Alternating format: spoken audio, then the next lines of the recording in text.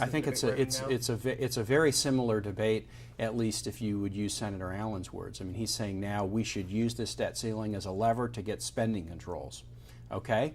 If you really think that's what you should do with a debt ceiling vote, then as senator you voted to increase the debt ceiling 4 times, and one of the votes there was a request only raise the debt ceiling if you're willing to put restrictions in place.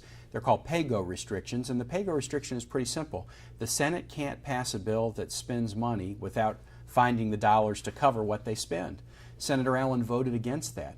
If the pay-go restriction had been put in place, much of the issues that we're dealing with the deficit today might not have even been issues we had to deal with. But he voted against restrictions at the time.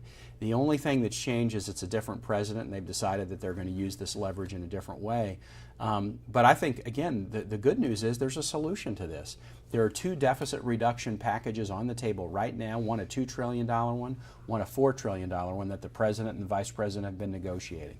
The Republicans can come to the table, Democrats too, and make common cause on that, reduce the deficit, help the economy, and avoid all the catastrophic consequences that you'd see. Couched by a tax increase or revenue gain, however you want to call it, which is the Republicans have been solidly opposed to at every step of the way. Do you think that that's the stumbling block that Republicans need to give that up? It's that well, they're asking that Democrats give up a position that Democrats care deeply about, which is no compromises, adjustments, reductions to spending, including entitlement spending. They're saying, Democrats, you have to compromise on that, and Democrats are saying, Republicans, you have to compromise on revenues. You've got to be willing to close tax loopholes on oil companies that we're subsidizing that we don't need to subsidize.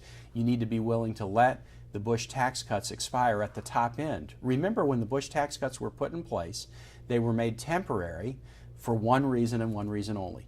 If they were permanent, they were going to mess up the deficit. That was why Senator Allen and his colleagues made those tax cuts temporary. Well, here we are. It's exactly what's happened. They've messed up the deficit. We need to let them expire at the top end. But Republicans are basically saying to the president, we want you to give on all the entitlement things, but we're not going to give on revenues. The American public fully understands that the only way we'll solve this deficit issue is if we touch everything. We have to cut defense spending, we have to cut non-defense discretionary spending, we have to find cuts in savings and entitlement programs, we've got to have new revenues largely through closing these loopholes that we don't need to keep in place. You've said a couple of times about how you shouldn't play politics with a debt ceiling. Yep.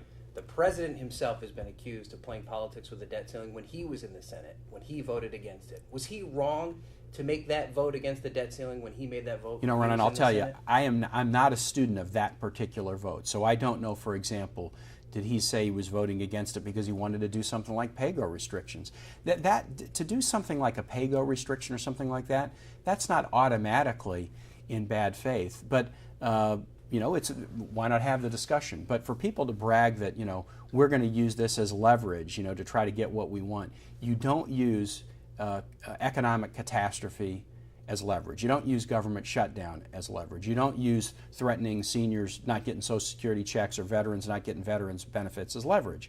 If you're doing that, you're pure politics rather than trying to solve a problem. And we need problem solvers now. So you think that at that time, maybe there was a chance that it was going to pass easily? I just don't know the circumstances of that vote. But again, whatever the circumstances were, I would still say the same thing, which is, you know, you just shouldn't.